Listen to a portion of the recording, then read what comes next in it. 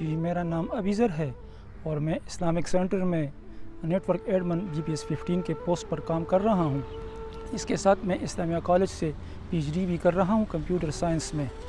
तो मुझे cancer stage 4 है और डॉक्टर ने मुझे जो मेडिसिन तजवीज़ की हैं वो बहुत कॉस्टली है, जिसको मैं अफोर्ड नहीं कर सकता, जिसकी कीमत यानी 21 दिन की जो एक साइकिल है वो 2,34,000 रुपये में आती है। तो आप लोगों से गुजारिश है कि मेरी आप हेल्प कर दें, मेरी मदद कर दें। मेरी जो उम्र है वो 44 साल है और मेरे 5 बच्चे हैं।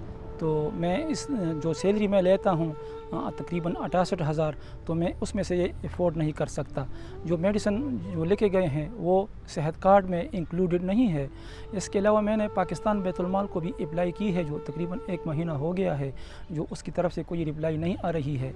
अभी तक मैंने अपने तरफ से जो मेरे पास बचा कुचा पैसा था उस पे से मैंने 2 साइकिल कंप्लीट किए हैं, यानी 4 लाख और ये 78,000 रुपये जो है ना मैंने ख़र्च किए हैं। इसके अलावा मेरे पास और कोई ऐसे पैसे वगैरह नहीं हैं जो मैं ये मेडिसिन अफोर्ड कर सकूं।